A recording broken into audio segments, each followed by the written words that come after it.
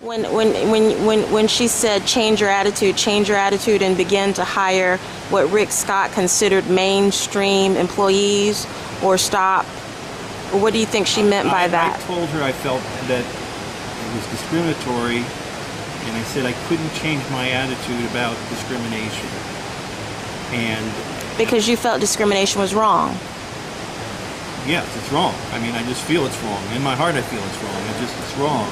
And so there was a culture. Was there a culture of this type of discriminatory activity all the time at Solantic, in respect to hiring? Rick Scott, on a number of occasions. On one occasion, I was told by Rick Scott that we could not hire any people that looked like they were Islamic. This was actually after 9/11. He was concerned that that's because of 9/11, we shouldn't have anyone that looked like they were Islamic. Okay, he communicated with me, stating that the employees of Solantic should be fit, trim, and attractive. He directly told me that fat people could not work for us. When I wanted to hire a Hispanic individual who was extremely well qualified, that I liked, I was told I could not hire him because the Hispanic accent was too strong. And what type of credentials did this Hispanic person have? He had ample experience in emergency medicine and in urgent care, that was actively working the emergency room there in the Jacksonville area. He knew the area well in terms of the patient draw. He knew the doctors, so he had a lot of features that were very attractive for helping to start up an urgent care practice. And did he have the proper education and the necessary credentials that you would look for in someone in that position? Yes, and his credentials were never questioned. Every time I was turned down in terms of a hire, an individual I wanted to hire, or wanted to make an offer to, they were never turned down on the basis of inadequate qualifications. They were being turned down on the basis of physical appearance, accent, weight. And race? Well, I never interviewed any Islamic individuals because I was told we couldn't hire any Islamics. So if I had encountered one, that might have been the case, but that situation didn't come up with Islamic. It came up with Hispanic individuals? Yes, it did. And the justification that was used, the accent was too strong. That wasn't someone with a strong accent isn't mainstream? Yes. Okay. I never got an answer when I asked him what he meant by mainstream. When I asked him, when I expressed my concern that this was discriminatory, and I asked him what he meant by mainstream, the response the next day by Karen Boeing was, I could not contact him, I could not communicate with him directly, I did not have a future with the company, and she wanted to offer me a severance package right away. Now, one of the things that Rick Scott has argued in his advertisements is that he made a mistake in Columbia HCA, that he should have put more accountability tools in place to prevent the accounting fiasco that they had there. Do you see him as someone who's learned from his mistakes, having worked with him 5 years after he left Columbia HCA and seen the discrimination that went on at Solantic? I see Rick Scott as an individual who is involved at every level of the operation, who there is no way he did not know what was going on at Columbia. There's just no way. He is a smart individual. He's a healthcare mergers attorney. He knows about the operations of the hospital, the billing and everything. There's no way he did not have knowledge of what was going on there.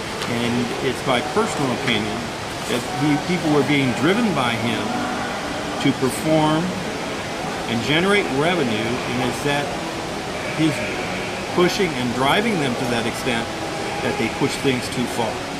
Now, you've described Mr. Scott as someone who's very opinionated, controlling, and demanding. You said you sat through weekly meetings with him, that he would fly down from New York when he opened Solantic in 2001. He'd fly down every week, and he would run the meetings. He would give directives. He was much more than an investor. Is that correct? That's absolutely correct. Every aspect was being discussed with him and required his approval. So Karen Boeing really wasn't running the company. She was reporting to Rick Scott. Absolutely true. And everyone present during that time period knew that. It's interesting where there's comments made that I was let go because of I accepted some pharmaceutical samples. That is an absolute joke. At the time that situation occurred, Karen Bowen was present.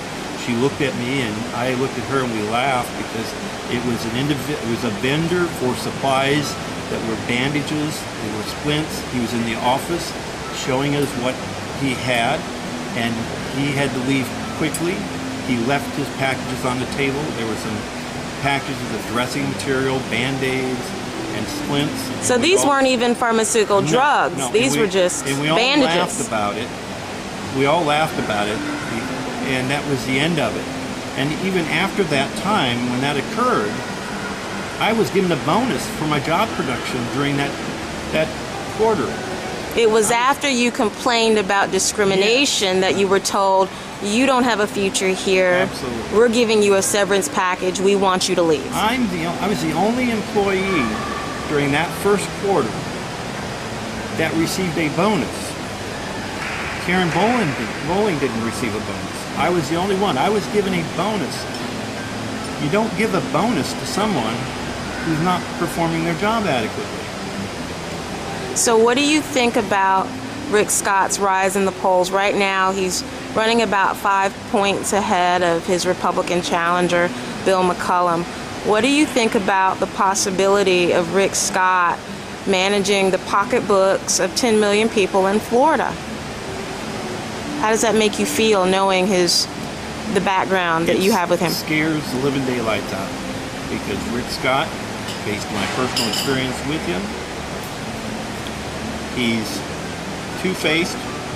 He'll say one thing to your face, and then behind your back do something totally different. There's no way that he can represent the common, everyday Floridian.